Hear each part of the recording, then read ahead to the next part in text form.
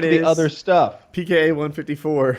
We're talking about McCain, John McCain. So I would just say I watched the John McCain speech, only like 2/3 of it, and he's talking about how the Republicans are doing these like top-down mandates, and like nothing's getting done right now. He said the Democrats did that before. Just to jump in real quick, this was today that he did this. Almost positive it's today. It could have been yesterday, but I think it's. Does Woody today. sound loud to you? No, I might just be excited. No, it just sounds different to me. Like Taylor's mic sounds fine, but yours sounds. It may just be on my end. It's weird though. It's weird that he sounds normal and you don't. Maybe that was part of your 2-hour update. Taylor's quiet. Yeah. For a little bit. I don't know. But what was I gonna say? And he said that before the Republicans were doing this, the Democrats did, and that they need to start doing things the old way and working together. And look, I mean, maybe I'm just susceptible to the speech because I wish that would happen, but I thought it was pretty well delivered. So it is. But then, like I said, it's easy for him to say because he's going to be dead in 6 months. Yeah. He's dying. He's dying. Oh, McCain, you think the system's broken and it needs a big change? You just came up with this, huh? What else just happened with you recently? Well, I found out I was about to die. Yeah, okay. Hey, we gotta take care of the Krauts. All right, that's enough. It isn't Mr. lost McCain. on me that this is a bit of like Captain Obvious stuff going on here. That he's like, oh, really? Do you think the system's broken? Like people haven't been saying that since the Great Depression 100 years ago. And who do you want saying that? Like one of the longest serving people in the government. Like that's always funny to me is like not just U.S. but any country will come out there and be like, we've got a lot of problems and there are many reasons aside from the fact that I've been in charge for 60 years. That was one of Donald Trump's main. That was one of Donald Trump's main things that he'd say. Hillary Clinton would say, "I'm going to fix this or that." He's like, "You've been in government for 30 years. Yeah. Like where you should have been on step 3 by now at least. You're talking about step 1. Like that's why you need me." And it was like, God damn, he's got a good point. Like she has been there the whole time, and she's talking about new shit now. Like this doesn't make sense. That was one of his best moves, I thought. I do agree with that. As far as the whole what time are they yearning for? When is this beautiful era of when was America great? Like wait, when were the Republicans and Democrats really loving it together? Like I don't know. It just seems like they kind of fantasize a bit. Maybe. Not really during. So I can't really claim I paid much attention to politics before Reagan, right? I was a kid when Reagan was president. Reagan would slam Democrats all the time, right? If it moves, tax it was a Reagan, anti-Democrat thing. And then there was something else. And then you go to Clinton, right? Reagan, it went to Bush briefly, and then it went to Clinton. That was not a period of bipartisanship with Newt Gingrich leading the whole thing. And then wasn't it though? I thought that they worked together to get a few things done. It's never like they did, didn't they? It's never a kumbaya. But I thought the Clinton period seems to be one that's known as a period when there was some reaching across the aisle and some shit got done, and then Reagan too, right? Like didn't he had big sweeping changes and stuff that he got done and everything. When you think about it, like you don't hear much about Bush. Have better perspective on it, but. Like when Reagan did stuff across the aisle, it's like he won by so much and just dominated. Was it really across the aisle, or were those Democrats like, "Hey, if we don't play ball with with President Reagan here, our state voted for him overwhelmingly. Like we're gonna look." He had a man so much like that would definitely time. Play into it. Yeah, he won 49 states. Mondale only carried his first state. How insane is that? State. Yeah, 49 states. That is outrageous. Were you watching that when it was happening? I don't remember it really. Like I wasn't that. I was 84. I was 11. So. Oh, that wasn't your MO at the time. What was I gonna say? Oh, but when I think of the Clinton years, I think of Newt Gingrich like leading that whole impeachment thing, and I don't know. Basically, Newt Gingrich was like cheating on his wife, fucking all these other women, while attacking Clinton for the same. And it just, I don't know, it still rubs me the wrong way. Like, you should have got someone else to lead that charge. I get annoyed a little bit when I hear any kind of story about like old, horribly unattractive fat politicians getting laid all the time. Because it makes, I know it's the power. If Newt Gingrich worked at a fucking waterway cleaning cars, nobody would care. They'd be like, hey, can you put me on the cute girl and not that creep? But like, doesn't that bother you a little bit? Like, goddamn, like I want to see a couple pictures of the girls he was fucking, just so I could be like, oh, she was 44 and also ugly. Is it power or money? Because I swear, power is not that attractive to me. I don't get the attraction to power. Fuck power. I don't need any power. To me, you haven't utilized it. You're thinking of power as some abstract thing, but you have to think of the things that power could provide to you. Yeah, that's my point. What if I had an airstrip and I was like, hey, Woody, this is a military airstrip here. This is Fort Jimmy Jam. It's weekend exercises, so it's all yours. It's all yours and your friends. You can go out there. It's your runway. It's your airport. You want to go up in air traffic control? That's power, right? Like, you want to meet the colonel? No, I don't want to meet the colonel. Different because listen, to me, power is just a means to money. That's what power, like, if I have the power to grant, I don't know, defense contracts or something like that, and that somehow kicks back and makes me rich, like the Clintons, right? The Clintons are worth, if I have my numbers right, $115 million. But they don't have any products, right? I don't know how they got that money exactly, right? I don't know what business they own, where all that cash came in. There's no products they're selling, though. So they must be selling kickbacks for defense contracts and ambassadorships and whatever the fuck else you sell with that power. That, to me, power is just one of the ways in which people accumulate wealth. Wealth is attractive to me. I get wealth. I get how that's fun to have. Power is Chris Christie on that beach. You know what I mean? Like that's power. I feel like it's so there's money, but I just don't think that they can really take bribes from defense contractors. They can take lobbyist dollars that'll keep them in power, but it seems like if there were vast quantities of hard cash going into senators' pockets, like, we'd get to the bottom of that shit. It's so the fact that our system is so partisan and that both sides hate each other kind of prevent that kind of like really crazy corruption, right? How do they all get so rich though? Yeah, I just don't know where the money's coming from. Assured destruction. It's like that super rich Democratic senator and that super rich Republican senator. Like, I still in my head have just the image of Nancy Pelosi and Paul Ryan like being in a room after a big media day, being like, "Oh, can you believe this? Like, man, how much money we're making hand over fist right now with all this distraction." Like, I feel like they're all closer together than we know. Yeah, but they also they all use their power to make money, and so there's no, like, if Nancy Pelosi or whoever goes, hey, fucking Chuck Schumer, if Chuck Schumer says, hey, Rand Paul or someone's making hundreds of millions, that he'll go, okay, Chuck Schumer, you made hundreds of millions. It's like, oh, well, fuck, yeah, I guess you caught us. We're all doing this. Yeah, but eventually you'd have a Mr. Smith goes to Washington type scenario where someone would be like, I don't, that's not what I'm here for. I don't stand for this. What about the people? Like, that would eventually happen, and it just doesn't.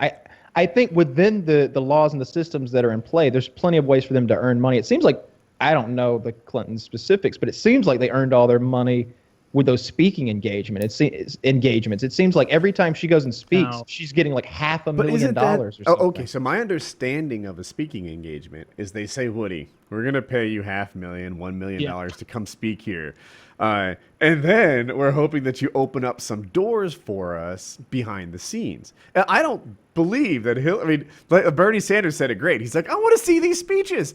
These must be some great speeches if they're worth $600,000 for 15 minutes. I think it's the public good to benefit from these magnificent speeches. I think Woody's 100% on the nose with this, because think about it. Like, if there's a big group of financial investors or people in the finance sphere, and they're like, hey, it would be a good investment for us to each pony up and let's throw $700,000 together, get Secretary Clinton in here, and she can tell us how to run a business better. Like, think of the tips and tools she'll have for us. Like, what are they going to do? Like, she goes up there and goes, well, I've never worked in the finance industry, and I have no idea what it is you do, but you need to do it with this. Like, no, it's just her saying nothing of value. Yeah, with cattle futures, she's brilliant. Let's talk cattle. She doesn't actually know any shit of value that's how she for that audience. Like, it's just a kickback. It's a way for those guys to go, hey, we're going to give you all this for this service. But really, this service is just for you taking care of back-end deals for us, is what I always figured. That's my assumption, too. With your power thing, that I get it because I feel like this might be a gender or a sex thing. Mm-hmm. Like I feel like men aren't as attracted to power in a potential partner, Okay. and women are more attracted to power in a potential partner. Because I think there's just something kind of as a man that you kind of want to make your own power in a way. Like you want to be like if I was dating some, I don't know, Israeli prime minister lady, like I wouldn't like that. It'd be like, oh, like I don't have anything to do in this relationship. I have no special forces on tap. Exactly. Like how do you that not like this scenario? Because what if she's got high T? Dude, you need to feel useful in a relationship. Tell me more about her testosterone level. It's off the charts. They blood tested her, and she couldn't even get TRT. She's the only woman when you're fucking her voice cracks. She's, oh, hey, give it to me harder. Golly, you're really going through puberty. Anyway, yeah, I've been watching this healthcare thing.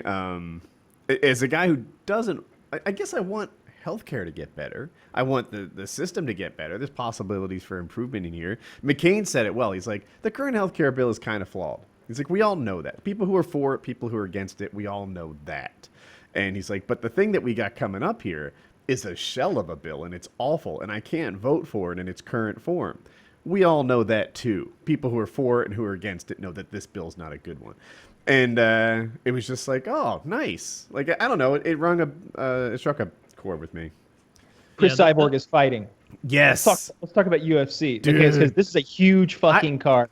Huge. So, Taylor, if you don't know, the UFC maybe twice a year-ish does their Super Bowl of cards. Like all the fights you want to see stacked on one single card. It's the craziest thing. There is no McGregor right now. He's boxing apparently. But John Jones and Daniel Cormier.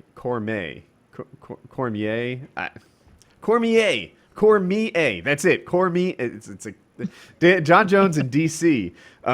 Those guys are about to fight. Now, there's a long history with these guys. DC. Yes. I played a short video for Taylor the other day. Never lost a fight. Right? He's won all. He was a Strikeforce champion, his smaller league champions. He came into the UFC, fought at heavyweight, beat all the heavyweights there. But his friend was also a heavyweight, so he steps down to 205, beats everybody until he hits John Jones. And then John Jones gets a 5-round decision over him. Clear decision, but it was still a decision. He didn't finish the guy. And then John Jones' life goes off the rails. He's smashing his car into pregnant women, getting high on coke, smashing his car, maybe again. I don't know. I can't keep up with them all. It was the dick. He's pissed hot for dick pills. Yeah, the dick pills is an excuse for a performance-enhancing drug. My penis is so large that I need those. That's literally his claim. ED. I have a normal man's he's saying erectile function. It's just so big. Yeah, he's saying this is John Jones' story, right? There's two. Retarded? Taylor, you need to pick one of these and see which one you believe, okay? Story 1 is that he tested positive for performance-enhancing drugs, and he was cheating to perform better in sports. That's one possibility. The other is that while he has a fully functioning dick, his dick is so big that he had to take like gas station like Viagra, and that had things in it that he didn't know that made him piss hot, and he had to take gas station Viagra, like I said, because he has an enormous cock, and that's the other possibility that it could be. And he's very upset. Yeah, but that's like not even how biology works. Like it's not like if you go into if you go into a doctor's office and you have ED. He doesn't go, all right, here's this pill. You know, first we're going to get out our Archimedes device to dip you in and see, like, what size pill is appropriate for you. Like, that doctor is never going to... Taylor, I have a counterexample. Real quick, that doctor is never going to say, what you want to do is go to 7-Eleven and get something called a Furious Hornet. You're going to buy 6 of those, and you're going to take them bi-hourly. Like, what? No, you're a maniac. Like, why wouldn't he just stick with a reasonable excuse and say he had ED, so then it would be like, oh, okay, well, at least, you know, now we kind of feel bad for him because he's this big fighter man, and he's also kind of a loser. But, like... Oh, dude, circle back to that. But when I get my dog medicine for, like, heartworm or fleas, they look at how big the dog is. So, you know, it just stands to reason that John Jones's dick needs some sort of turbo. I've seen this in pornography before, man, with an incredibly large penis, but it's like, hey, he's not even he's just down here like this, and he'll have to like get the base of it and like you know when the toothpaste is almost done, he'll have to like pull that move and like get it, like he'll have 2 fists of cock, and then he'll have like another fist and a half of cock that's hard because he's squeezing all the bottom blood. Like this is a thing that happens. I don't have quite that much cock myself, but I've seen some video evidence. If I do that to a baby's arm, will the hand swell up like a surgical glove? Huge. just squeeze it. But regardless of the biology of it, it just seems like this is a stupid route to take with. Like he literally let pride and some weird story get in the way of him maybe getting away with something in that, right? Like if he had, he ended up getting away with not it exactly. after that. It's a good excuse. He has a product that's not performance enhancing that will make you piss hot that he has an excuse for taking. Like no, but it's not performance. It's not sex. But if it's not something that was given to him, this is how you beat the system. It doesn't matter because it's not a banned substance. Let me lay it out. It is a banned substance. But here's what happens. What I mean is like the pills he was taking aren't the banned substance. They're not like, no dick pills. They're like, no whatever is in there that's banned. So he didn't mean to do it, is what I'm saying. So that's what let me lay this out for people who don't follow like USADA testing, which is probably most people. If you piss hot for a performance enhancing drug, or sometimes a drug that masks a performance enhancing drug or whatever, step number 1 is to find something else that is in. Like, oh my gosh, I hadn't realized it. Monster Energy drink has steroids in it this whole time.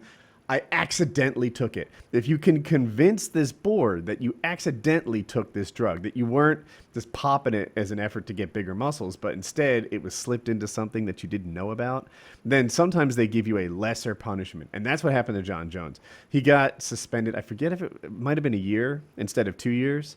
And it's because he found this random gas station drug that like literally I guess there's like a vending machine in a gas station bathroom that dispenses these things. Yeah, and there's a whole slew of them. Yeah, I think I spend my time in higher class bathrooms than John Jones does. I literally think that's true.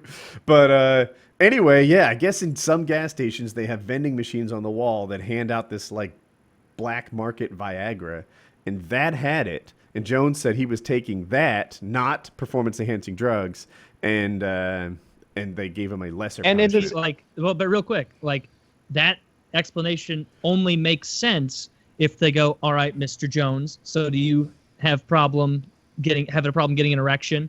And then it seems like he would have to say yes, and then they would go, okay, so a problem was made, and now we move on and we'll test it and everything. But it seems like he just made excuses the whole time. He said he had a problem. Like the problem is he can't get his dick fully erect. That's an erectile dysfunction by definition. He admitted that. He just has this caveat that he throws in there. If you're on a podcast or something, you're asking about it. He's like, yeah, the problem isn't that it doesn't get hard at all. The problem is that it's so damn big, it can't get to where I want it.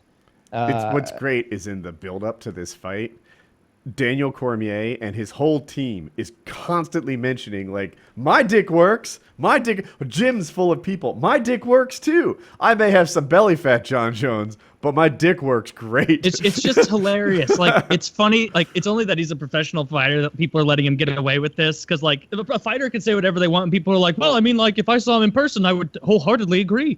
But, like, that is ridiculous. It's like, what? You're in your 20s? You're in your 20s and you're around a bunch, and you're a professional athlete, and you expect everyone to believe that you can't get an erection, and you're in your 20s and you're not fat. I need to see the penis. You're in shape. You're a professional fucking athlete. Let me ask you this, Taylor. This is literally the equivalent of a kid on a playground. I can fight anyone. I could take anyone. Then gets cocked, knocked on the ground. I didn't even want to win that fight. I didn't want to. It's like, no, you did. But you got called on your BS, and you're so insecure, you have to, like, come up with some weird thing. Like, it's just weird. What if you saw the penis, and it was indeed so girthy and long that a normal, even an athletic heart just couldn't keep this Dude, thing. it would have to be bafflingly big for a professional athlete's heart to not have what it takes. For a professional fighter's, like, it would have to be to the point, like, does he wear Does he wear shorts when he fights? No, he can't. No, his penis hangs out the bottom. He wears. They go down to his they ankles. look like capris, and you can see it running all the way down past his knee. Wait, but real quick though, does he for real wear shorts when he fights? Yeah, He does. Okay, well then he's a liar. Because unless he looks like one of those wraps Greek. it Hey, around. I He have looks some like- evidence. It sticks up the If he back of looks his like waistband. one of those, have you ever seen those He's Greek like folded all the way. priapism? Are you looking at those this picture? Yeah.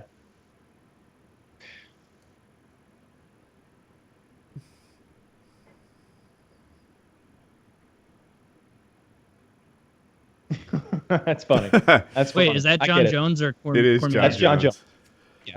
BBC, Big Black Cock. You don't get this. Yeah. This is not a thing you know. Yeah. Okay.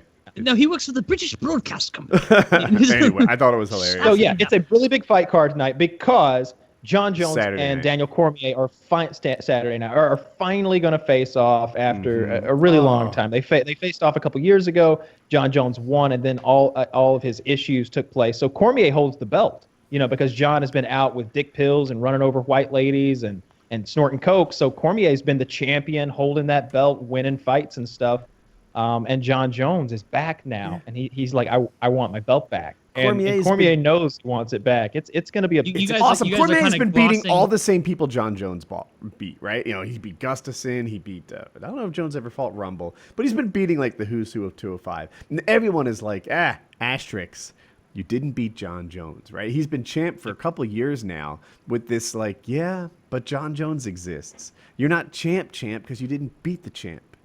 I was watching him beat Rumble himself. last night. Rumble would hands up, and John would just touch his hand, and then John's got an 84-inch reach, so he would grab the other guy's glove and then just hassa with his elbow, and his elbows are long enough that he can hold your glove and elbow you in the face. Did Jones beat Rumble? Yeah. Okay. I don't think it was a KO. I don't think it was a KO, but yeah. But you guys, Rumble was all I fucked don't up. remember that. You guys were both saying, you both glossed over it, that he's hitting pregnant ladies with his car or something. What's this about? He had a hit and run accident where and the lady was pregnant, her arm was broken or something like that. So that's the clip I showed you where they think they're off mic, and he's like, "You still there, pussy?" And he's like, "Man, I wish I could come over there and I could spit in your face right now." And he's like, "If you ever did that, I would kill you." Yeah, you couldn't kill me, John. No, I'm not talking about a fight. I would literally kill you.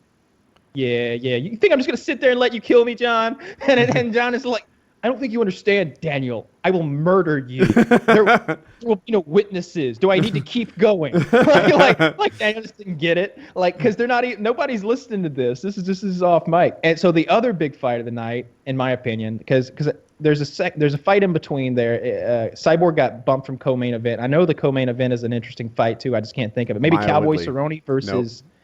Okay. It's well, Damian Maya versus Tyrone Woodley. That's it. Yeah, I wanted to see Woodley. But yeah, Cyborg go Woodley. Cyborg is that hideous 145-pound woman. She like during Ronda's run, there's always this gigantic woman who can't even get down to Ronda's size, who was looming in the shadows, an unbeaten for 12 years, looks like a that movie Saw. You know how in the movie Saw that scary mask thing would be like riding the tricycle?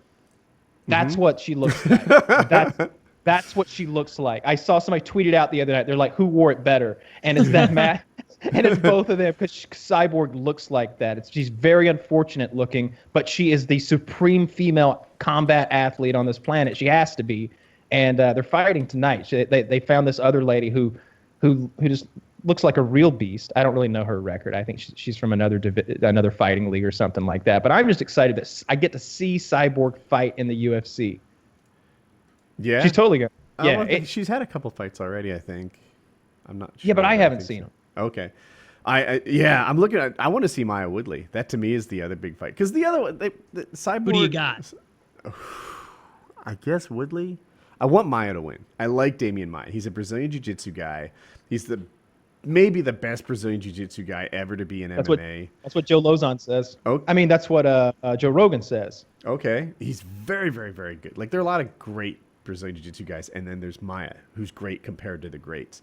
And he also went on a 7-fight run to get here. It seems like the UFC doesn't really like to promote grapplers because they sometimes have boring fights. Everyone likes the big knockouts. Usually you win 4 or 5 fights in a row, you get a title shot. This guy's won 7. And they just kind of like held it away from him. He Oh, he's finally getting getting his old. title shot. Yeah, that's true too. It's an age issue, but he looks great. And also, he hasn't taken very much damage. Like, he manages to slither his way close to his opponents without getting crushed. But Woodley has two things, two brick walls. One, his hands. He hits hard. Woodley is just, he's like a stacked super specimen of a sprinting powerhouse kind of fighter. And the other thing is Woodley has some of the best takedown defense in MMA. So we've got a grappler. Is that 180 pounds? 70. Yeah. Okay. So we've got this grappler who needs to, one, get past those fists, which is always a challenge. And then once he gets there, he's dealing with some of the best takedown defense in MMA. It's just, as much as I love Maya, I feel like Woodley is custom built to beat that guy. It seems like this ends with Woodley kneeing him in the head.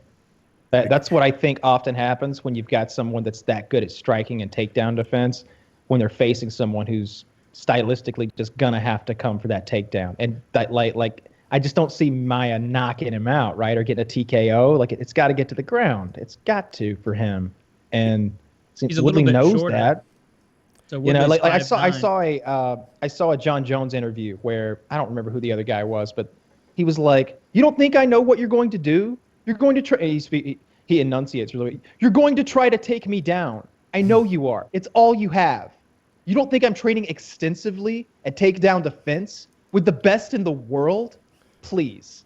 And the other guy was just like, "Shit. I thought that was our top secret stuff. We don't even let cameras in. We don't talk about what we're doing." Who are these two people? I can't recall. It was John Jones, like in a But it wasn't in a against media DC. thing. No, I don't know. But DC's pretty much the same game, right? He usually calls DC fat. That's usually, this is awesome. DC is like, you've got bad leg genetics, because John Jones has curiously thin legs. And he's like, "You gonna say I got bad leg genetics with that belly fat of yours?" He's like, "Your genetics are a mess." It was like, I don't know who's winning this, but it's great. When John you Jones guys, is gonna- when you guys are watching and you pick your favorite fighters and who you like, is it more that you guys are just like, "Oh, I like the way that guy, I like the cut of his jib, I like the way he fights," or is it like, because I know so little, I almost always, like when I'm starting it, if one of them is American, I'm just like, "All right, boom, Woodley, you're my man. We're going on this together." Like, I like how do you I like guys do it? people who so like there's certain styles that I definitely like. I like guys who are flashy a lot. I'm spacing out on it right now, but Neil there's Magny. there's a guy from Mexico Oh, who's like that's not like who I'm thinking of. Javier or something. Yeah, He's like yeah. 145 pounder or something like that. Incredibly flashy. Cody Garbrandt, another guy, really flashy. I like that. I like spinning stuff. I like kicks. I like stuff that appears to the audience to be showboating, but then you'll realize that he's hiding something behind it. You know what I mean? Like I don't like it to be some goofball out there doing backflips, because those guys But if get it looks a punished. little like a kung fu movie, it's amazing. Yes, and if Just a little. the guys who land that stuff, because really unorthodox styles, I like that. I don't like John Jones as a person at all, and he does eye poke. I don't like that either at all.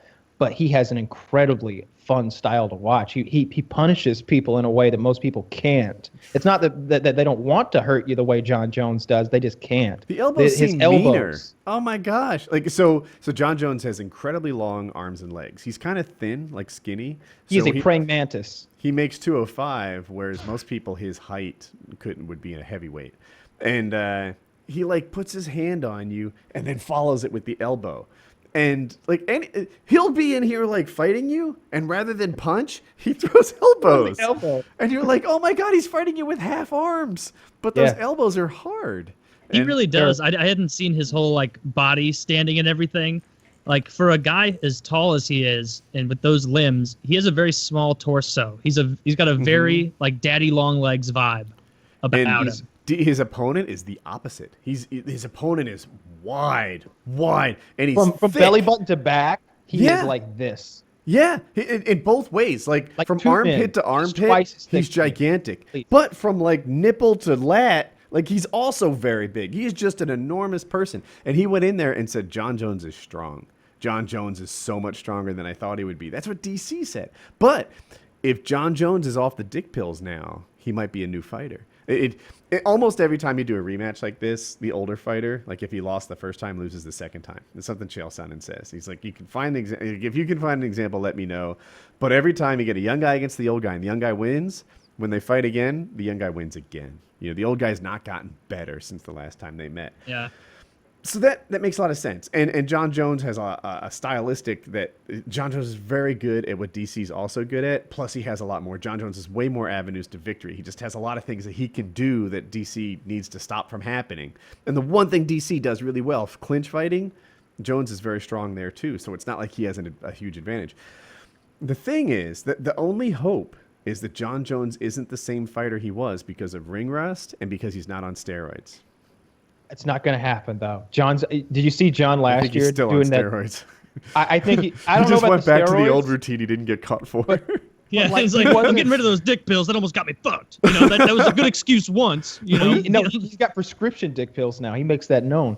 But he, but like during his off time, he wasn't just sitting around doing nothing. Like he was winning jiu-jitsu tournaments and stuff, right? Like he's been like out there doing stuff a lot. I think I watched a wrestling match between him and someone else a while back, like actual maybe it was jiu-jitsu or just grappling. I don't know. It was some sort of mixed rule thing. There's no striking. So he's been keeping at it. I think he destroys DC. I think he knocks DC out. Kyle's right. I think everything Kyle said is right. But there is a counter argument, and I'll pitch it. The first times Jones got suspended because he smashed his car into that pregnant woman, and then went back, got his drugs out of the car, and then ran from the scene. He got Seems like a real piece of You want to get high after some shit like that, Do you know right? how hard you have to it's been a hit someone rough in your day. car You to think I hurt need him? Smooth this over? Cars nowadays are amazing. People don't get hurt anymore. This woman has a broken arm. That was not a small collision. Anyway, so after that, or during that suspension, he went and started powerlifting. Got super strong. He got into powerlifting. Like it became a passion of his. And then he fight this guy, OSP, and he wasn't the same fighter. He kind of changed the recipe a little bit. He got tired a little quicker. He wasn't the Jones that was so perfect for the tools he was born with.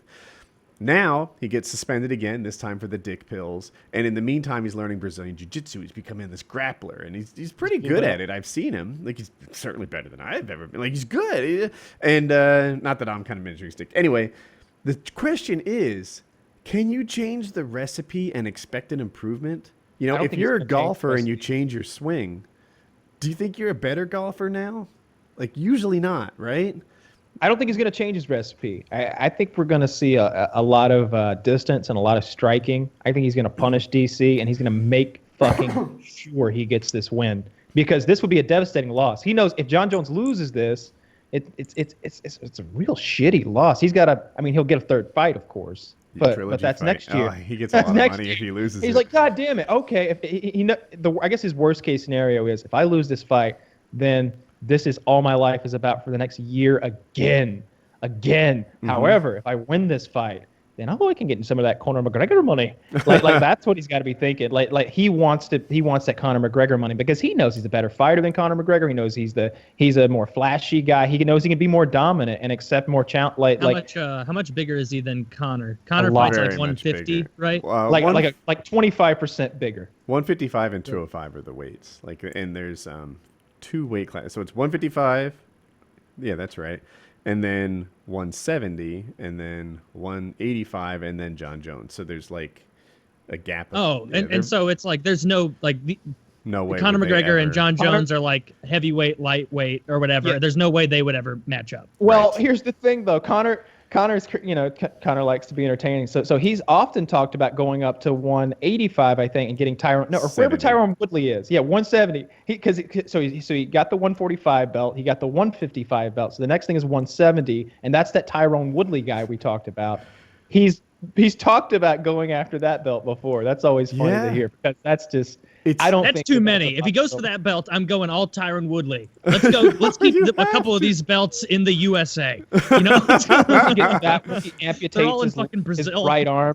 He amputates his right arm. Goes down to 120, 135. Yeah, right. I don't need a foot to fight. You're a little man. You don't do nothing. So, I'm coming back next year as Conorina. McGregor, I'm going to take all the women's belts. And if you can't handle that, then you're a fucking bigot, eh? Yeah, right. I now identify as a 145-pound woman. Before you even ask, I'm keeping my cock. You know, I can handle a bit of extra weight down there. You know, Man, if you want to get some karma, like that little joke would in GIF form or picture form would do well to, after Cyborg wins the 145-pound belt, because like what Conor McGregor's thinking now, like he's thinking about going against Cyborg. You know what's I'll fun? let you be the GIF man. I don't. I had it. The Connor, the thing. Connor, Shit. Turning into a woman so we can get extra belts. Stealing one from Woodley at 170. Connor. He's been in this face-off thing with Mayweather. It's over now. They're training, but Connor never mentioned Mayweather's women problems. Never.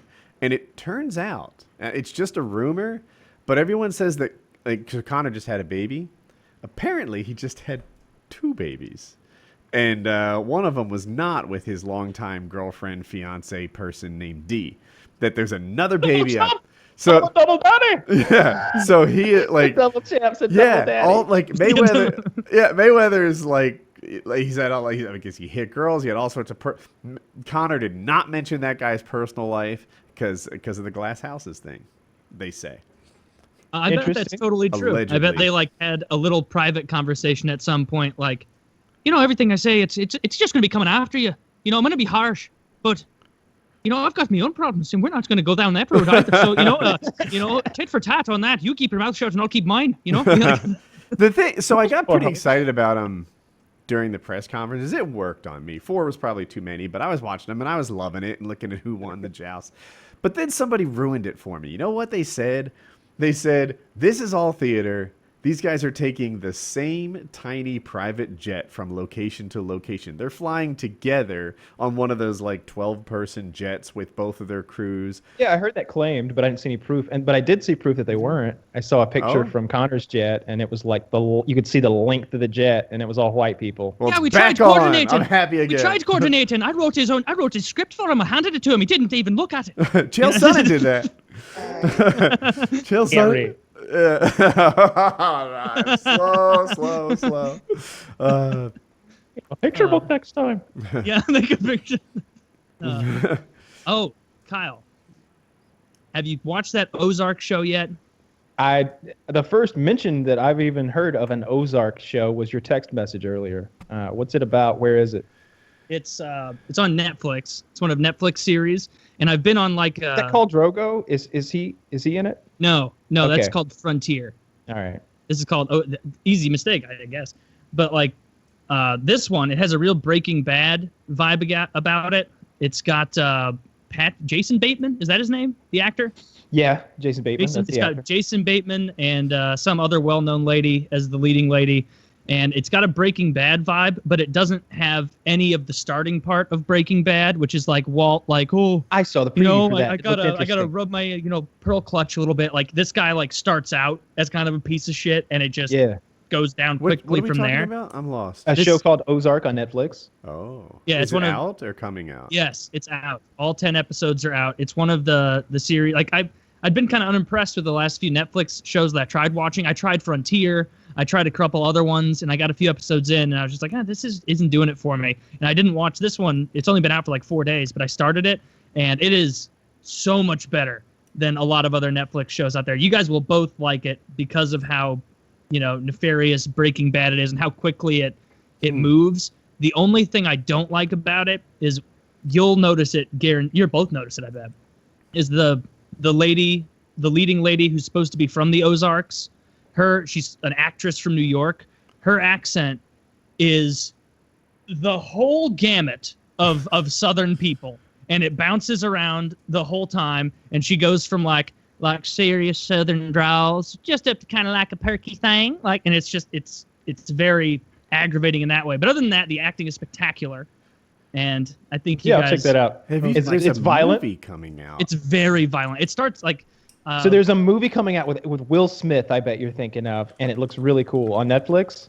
I think this is in theaters. I watched a trailer for it today, and it was unbelievable. The guy, I'm looking for which one it is. If I understand it right, the guy gets into a traffic accident. He leaves a very respectable life. He looks like I think he's wearing a suit and he's hanging, but he was drinking and driving.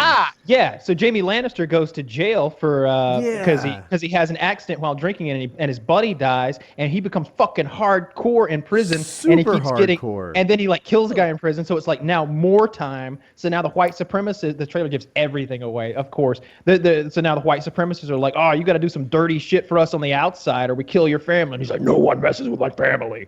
And that's going to be the whole arc of the movie. I'm going to have to give that one like one of these. Really? Yeah. Wait, so you did watch it? No, He I watched the preview. trailer. The trailer is like 3 minutes and you're like, all right, I know how this ends. Yeah. I got it. Yeah, Kyle he gets brings his up a hand good cut off point. and- But I've seen Prison Break. What blew me away is I saw the guy in the car and he was, Jamie Lannister. Sesame Street, like it seemed like a really good guy, successful, would never break a law, etc. And then he goes to prison and his transformation into badass was so effective and so believable for me. I wanted to see it. Like better than Walter White. It was incredible. I'm pretty psyched for this new Will Smith movie that's on Netflix. It's set in this alternate universe where we coexist with like fairies and elves goblins and shit. goblins and trolls. Really? So they're like members of society. Like there's like gangsters with like suits on, but they've got like troll teeth hanging down. And Will Smith just got what they call a minority hire. He's got a troll partner. He's like so like there's no Is he a more looking cop down or on something. Yeah. He's a cop. He's like LAPD. So like you would it sort of has the same kind of racist tones as if like it was an all white force and a black guy got on and now like you're in traffic and like another troll sees the troll in the cop car and is like, yeah, what's up? And the troll's like, not in front of my black partner. I gotta like not here, and they're dealing with magical crime shit, like holy shit, is that a magic wand? And there's explosions and shit. It looks like there's like some sort of war going on with Is it fairies and trolls. serious-ish or Yeah. Men in Black silly? No, serious. Seems like no. there's a little mix. So the guy who no, you got to look at who Or made no. it. Have you ever seen End of Watch with Jake Gyllenhaal? No. It's a really hardcore LAPD thing where a lot of the main characters die in the end and blood and guts and it's like legit. It's hardcore. That guy made this. This is going to be good. There's the only joke I saw in the trailer is he comes outside of his house and there's a fairy in like his bird feeder and there's a bunch of gangsters sitting around. They're like, give him that LAPD ass whooping. And Will Smith takes a broom and like hits the fairy so hard it goes to the ground and then smashes it and like blood and guts go everywhere. And they're like, yeah. He's like, y'all just keep going with your gangster shit. I'm just trying to sell my house. No big deal. I thought that was pretty funny, but it didn't seem goofy or silly. Like there weren't any I'll check talking that dogs. out. I want to I see like both of these. fantasy shit like that. Like that, I will like it. Like I don't know if you love Lord of the Rings to this level, Kyle, but often when I jump into any new fantasy world that still says like, oh, orcs are here, or like look out for the orcs or Uruk-hai or whatever, mostly orcs. Like I'll in my head like I have like basically like a child's tantrum of like, that's not what an orc looks like. That's not an orc. Like they don't have horns like that. Like, do you get that ever? Yeah, And you know I in your think head what it's you're so saying stupid is and that- silly. No. I think what you're saying is that to you, that like if you're looking up what an elf or what an orc or what a Dwarf a troll, a dwarf looks like it's Tolkien's version of those things. Like and you've got a good point there because I mean like nobody else was like making up languages for these races and distinguishing between different races within each species and stuff. Like there's like different types of elves and there's different types of dwarves and he distinguishes those and talks about their varying languages and why they're that way. Like I could go with Tolkien's versions of like mythical things. It's being, just the like, way you think about it. Like when I think like a child wizard or something, like I wasn't the biggest Harry Potter fan, but I picture like a Harry Potter kind of look, it's just because that's kind of the archetype that you're backfilling. But yeah, I'll check that out. That seems pretty cool. When's I it think come out? Woody. When does it come out, Kyle? Is it like this I'm year? looking. It's called Bright, and it does come out this year. I'm just looking for the exact date. That show Ozarks, Woody, I know that your flagship complaint for most shows is it's taken forever to get anything done. They're like, this is taking forever. Right. This This the first season, episode we'll of try to this cross the prairie. Exactly. There is none of this in this show. Like the only feeling you get is like, oh, like I wish they would have included more of like how that was happening. But like the first episode is almost like Breaking Bad-ish in that like it gets started like just a few minutes after it goes. So you will like that aspect of it. The Will Smith thing comes out December, so quite a wait for that. Viking movie that we all like so much. Was it called Vikings? It wasn't a movie. So there's a series. History Channel. On the History Channel, there's a thing called Vikings. It's okay, but there's a thing called The Last Kingdom on Netflix. That's what. Yeah. No. As much as I praised how much that moved, there was a part of me later that was like, you know what? Sometimes the reason the highs are so high is that you came from a low, and like I like that it moved. I don't know that I'd change it, but I will say that show was like all sugar, no potatoes, and. A proper meal has a steak, potato, and a dessert. It was just dessert. Guy waiting for an army to show up. So what does he do? He actually stands on the field, looks at his watch, and then there they are. Took 15 seconds of viewer time. If that was Game of Thrones, it'd be 2 years. Like literally, seasons would go by. The army would die. Like you'd be like the army would almost be there. And then they'd find a magic weapon, and then they'd all die. Like they would get your hopes right up to here before taking them away. They'd be like, "Oh, sir, not only is your army here, they found the Excalibur. You will be the king of kings." And then all of a sudden, you see Excalibur explode because the wrong guy grabbed it, and fire rains down on all of his armies. Like that's what would happen. Winning you over. Euron won me over. All right, I said last week was, why are we so afraid of Euron? He hasn't kicked one ass, not a single one, not even a slap of the face. Like we've seen Tyrion kick a lot more ass kicked that old than guy's Euron. ass on the bridge. Tyrion went in with that battle axe into that war. He led the charge and won the Blackwater Bay. Like he's killed many a man. I've seen it. But Euron hadn't done shit as far as I was concerned. Nothing impressive, certainly. And then in the dead of night, he rides a golden kraken jaw. with a big squid axe and smashes a man with his entrance, and he's just like, aha! And he's got full plate armor because of course he doesn't mind drowning, and he just goes ham. I love and he kills 2/3 of the sand snakes with their own weapons. And he's on a ship. And he whips them the way you want him to, right? Like she hits him with that whip, and he's like, "Hut, come here!" and just kills her. Oh, dude, my fear in battle, like how I sometimes think like how would hypothetical Woody do in battle, this and that, and and of course you think highly of yourself maybe, but what I don't like is the first guy in battle, right? When you're at the front, those people, no one lives. No one goes to the very front. Like it's me and 12 other guys. We're the tip of the spear. That spear's getting stabbed. You're done. You're done. The beginning of Saving Private Ryan, all those people died as the ship doors dropped. They're the little amphibious things. Not because they were bad at war, because they were first. Someone had to be first, and we volunteered you to be cannon fodder.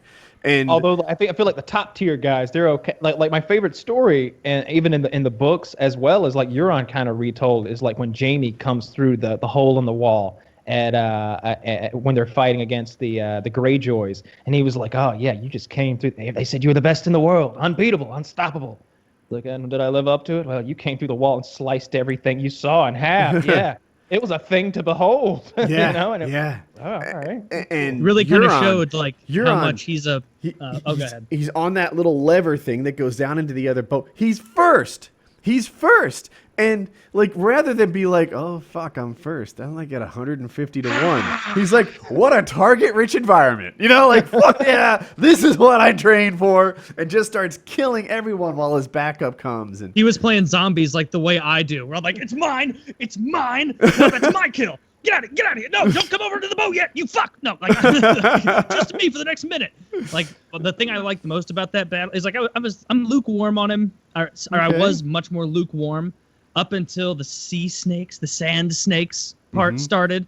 And as soon as those bitches got on deck, first of all of Twitter erupted with like, no, damn it, I thought they were gone. But then 2 seconds later, they were gone.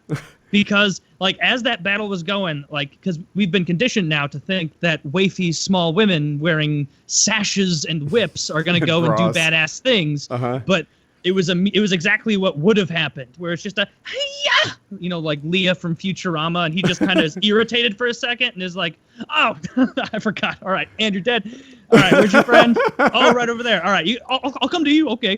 Like that kind of thing. And so that really got a lot of points, seeing him in real time murder boring storylines. Did you watch the videography? That's fine. I like the way you put that. Did you watch the videography? Like, I was like, all right, sand snakes are fighting again. Let's see how they handle this. How did they handle it? Like, 3-frame shots repeated. It was just like, I'm like, oh my God, thank goodness I'm not like prone to epileptic seizures, because the camera work on the most recent sand snake fight was just bam, bam, bam, bam, bam, jump cut, so many jump cuts, total confusing, hardly see what's happening. The cameraman, I can just picture. For the best. You know? It's for the best that it be dark and it take place, because here's what it is. They're not coordinated to do combination moves. Like, there's no way they can, like, run, do a roll, come up to one knee and then stab. They have to, like, all right, get on one knee right there. Corey, come stand here. Yeah, come stand in for the actor. All right. Now you're going to stab with a fake knife, and we're going to just record that. All right. Now do that 15 more times. All right, we got it. Now, Jim, come do a barrel roll for her. All right, we got that. Like that's how they're fighting. They're recording these girls' fight scenes. Like, I guarantee it, because they were just uncoordinated. They weren't good at it. They were just really pretty. What happens when you hire a model to be an action figure? You know, Yeah. like they're the way that they move seems. You know, you fake. say that, but look at Brienne. It's not like they picked She's Brienne. not a model. But she's not a model. Yeah, but they picked far her from a because she's model. 6 foot. She's 6'2". They didn't pick her because like she happened to be a martial arts champion. I think she just took to it. Jennifer Lawrence told this story of I guess she did a Victoria's Secret like shoot, and they were playing lingerie football. So it was her and like a bunch of other models. And when the thing came out, they didn't use any Jennifer Lawrence pictures. Yeah, this is the Hunger Games chick. And she's like, "Why? What happened? You know, how come you didn't use any more pictures?" And they showed her the pictures. All the other girls were playing like pretty football, where they were like, like smiling and posing while they played football for the camera. And she was like, "Grr, get your ugly face on," winning at lingerie football. And all of her shots were just like killer athletic. Like, Yeah, I'm sure that was the reason. It wasn't that she's a full foot shorter than everyone else and Is she dumpy. short? Compared to a Victoria's Secret model, Maybe. those are 6 feet But tall. this is the story she told on the Graham Norton show, and Yeah, I bet she did. it circles back to like that's why she was good for the Hunger Games. You know, not that she's like Ronda Rousey or anything, but she moves like an athletic person would move. She's an athletic woman. Have you ever watched? Because I remember at our high school for football, they would have like cheerleader games of football for like the field day things where all the cheerleaders played each other. Powder puff. Yeah, powder puff football, exactly. And they would do that, and for the most part, it was what you described with those models, where, you know, 90% of the girls are just kind of like half-assing it. They don't really care. More than anything, they don't want to like get knocked down and get too dirty. But 10% of those girls want to fucking win. And they have been waiting this whole time to get the chance to play football. They would have been on the football field if they were boys, you know. It's why they And signed you up for can- cheerleading. Yeah, you can see in them, like, it's like, oh yeah, Natalie over there, she doesn't really give a fuck. But wait till she hands it off to Christine. Boom, look at that. Yeah, Christine gives a fuck, doesn't she? and you can see, and like it was a real time thing. I remember watching, being like, man, this isn't even fun, because both teams know they have 2 tryhards that they'll just hand it to.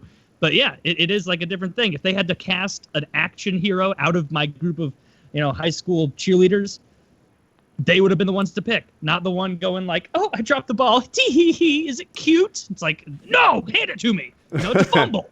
You know, don't you ever watch the games we're cheering? But Yeah. yeah, I don't know. That's just, I think you're right on that. But, So yeah, I really liked this episode more than the first one even. Yeah. I don't want to burn through too much. Yeah. You Let's didn't get a chance to. save it for PKA, the was Game it of shorter Thrones than talk. the first one?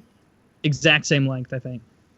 I think they were both 51 minutes. Maybe that indicates that it was 15 better, minutes. because I was surprised it ended. Like, I was watching it, I was kind of into it, I was enjoying it. I wasn't doing that thing where I hit like pause play to see how much time there was left, and then the credits rolled, and I was like, oh, now I have to wait another week. Like, It's done, and it snuck up on me. I'm doing a Game of Thrones party this weekend. We have some friends coming over. They're Nice. huge. They've read the books, and I think they. Well, one, we're hanging out. We're doing a pool party and stuff. But two, they like our big screen, and they want to watch Game of Thrones on it. They're gonna be talking? I've had a couple. No, I need to know the protocol about this. Like, will there be talking during this? Like, how does this work? Because I wouldn't. I can't. No, You wouldn't expect. Here's But what are you gonna do, Woody, when you're like 8 minutes into it and like something just happened and they just switched over to like Arya, right? Like they started with Tyrion. Tyrion got in some shit and like some shit goes down. Then they go to Arya and it's like formulative stuff. It's important. And this individual starts going, "Can you believe that? Wow, that Tyrion. Sand I snake hope he whip. makes it." We'll hit her with this sand snake whip.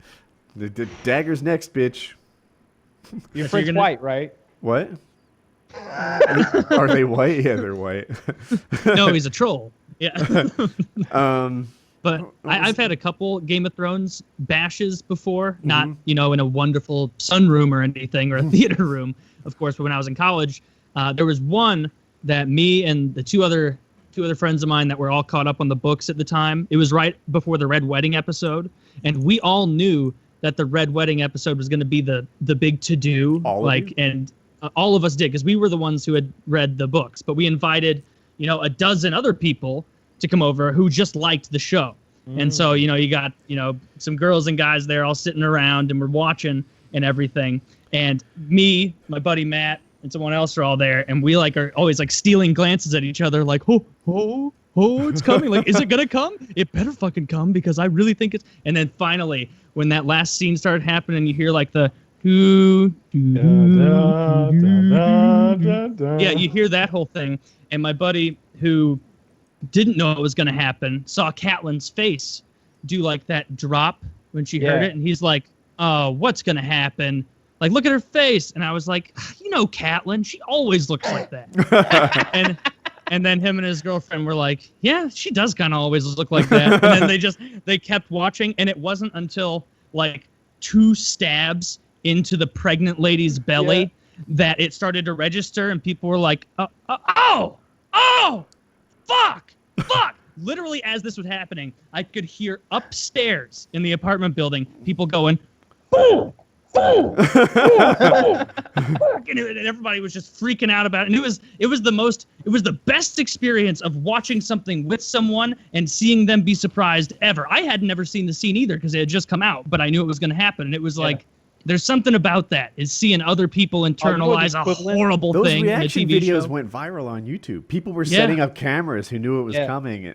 That was cool. I should have done that. I bet, like in Harry Potter, when Dumbledore dies, I bet there were a lot of people that would be a good one to catch. I've never had a moment like that where I knew something that big, because there aren't many narratives that do that sort of thing, right? Where they build these guys up as this is gonna be your queen, this is gonna be your king. She's pregnant with your new prince, and stab, and you're just like, oh, what am I watching? Yeah, because the Starks are gonna win, with quotes for you guys on audio, and this is the only Stark with any. Sansa's a pussy. Arya's a little kid. Snow's not even a Stark. And he's sworn away. Brand's I thought it was broken, and Rickon's a child, 3. Yeah, so it's when you lost Robb, wait a minute. That was it. Game over?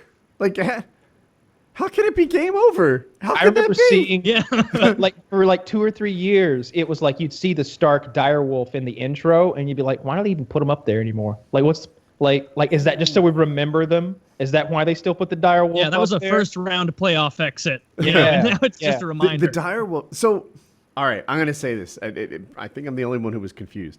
I wasn't sure that was Nymeria, because she looked at Nymeria. They had Nymeria decided not to kill her, and then she goes, "Oh, or she says, I'm going to Winterfell. Why don't you come with me?" And then she says, "That's not you." And I'm like, well, wait a minute, that's not Nymeria? I don't understand it. But I watched this YouTube video that explained it. And I forget. She was talking to her father, Ned Stark. And he was like, you're going to be a princess. You're going to wear dresses. You're going to learn to sew or whatever. And she says, that's not me. Right? Mm-hmm. So take that from season 1, circle back to season 7.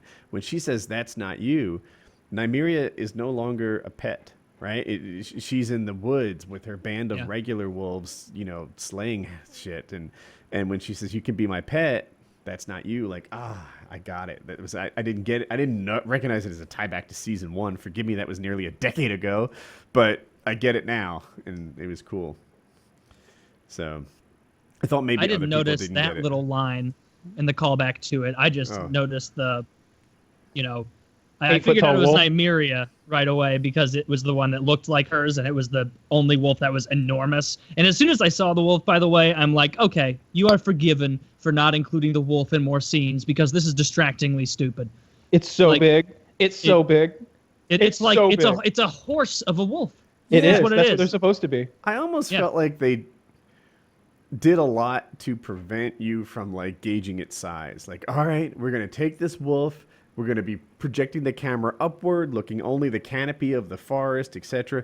I wish they had. There's not a lot of dire Well, they wolf gave you a scenes. real wolf's face for the expressions. Right, but I guess I just wanted a real wolf to be there, imposing in all the scenes, as tall, as big. Where what I thought they actually did was kind of like close up on a regular wolf, and you couldn't see. I bet the reason they proportion. did that was because like they realized, just like in the first seasons, when they try and depict this giant wolf, delicately padding through the forest like a clever monster, like it looks awkward, it looks weird, it doesn't look real, like it's so bad it's distracting, and so it's easier to just kind of try and bamboozle you like they did with Gandalf and the Hobbits and Lord of the Rings and the Heights, and just kind of imply that it's really big, and at the same time not open themselves up to a bunch of people going, that wolf is fake wolf, stupid fake wolf. Like Walking Dead. Did you see that table? Oh, I saw the deer. Yeah. That's what I meant Oh, to say. no. Yeah. Did you see the table where they made Gandalf look big through forced perspective that like shifted? I've seen all the special editions. I was hoping you had. That to me showed a level of like detail and care that was amazing. I know the direwolf can't be in every scene because it's expensive, but I wish they had done that. How for expensive this one is scene. it? This is the biggest show on TV. Like, fucking splurge a little. Is it going to be another $1 million? Really? Like, it's worth it then. I don't think it's. I don't understand. Like when I hear, we didn't have the budget for the CGI wolf. You're like, isn't this a show where our heroes are the wolf people? Like, don't they each have a wolf assigned to them that they're like telepathic They're with? wargs. Yeah. Like, come the fuck on. Like the whole wolf storyline, it seems like George R.R. Martin wrote it in, and then like quickly it was like, we're not doing that. Like, it almost seems that way. I had a because realization. it turns out if you give everyone a giant wolf, it makes many of their tasks too You had another easy. realization. You'll never get in here to get to the key of Azkaban. Snowshoe, run in and get it. Like, okay, just runs in. I lost it already. What was my? What's your realization? It was a Game of Thrones thing. It wasn't about the wolves. It was about the Lord of the Rings height thing that they would spend it on that. Oh, how can I lose these things so quickly? It's gone. You know what? I feel like I'm the only one on this team, but I would much rather them spend a lot more money like making real armor and dressing up all the soldiers and having like that level of battle be better than have them spend way more money on the dragons and wolves. I feel like that's where the all money is going, because like whenever you look at the wardrobe and the costumes, like I feel like they're top notch. Like I never look at them and think the only time that I've ever heard any fans talk about it was Euron's costume in the first episode. They just thought it was too modern. I'm only referring to it from like the battle point of view, but you know exactly what I'm talking about, where you're watching an action movie and all the guards and the close-up soldiers look really good, but then it gets to battle and you see 2 lines of depth, and then it's just clearly not even real people. People in like not real, or they're like in Adidas and their sweatpants. I felt the Lannisters all have. Yeah, they've got like watches. Like it seems like they have a lot of copies of that Lannister army, the sort of crimson and gold plate armor. It seems whenever I see that, I kind of look closely, and it looks like it has nice detail. I know the Queen's armor, I like it a lot, if you can call it that, a sort of a dress armor thing where she's got those silver shoulder pads with the chains connecting. I think that's fucking cool. Yeah. All right. Well, that was PKN 154. I had fun. I was excited this episode. Yep. Much more Game of Thrones talk to come on Thursday. No.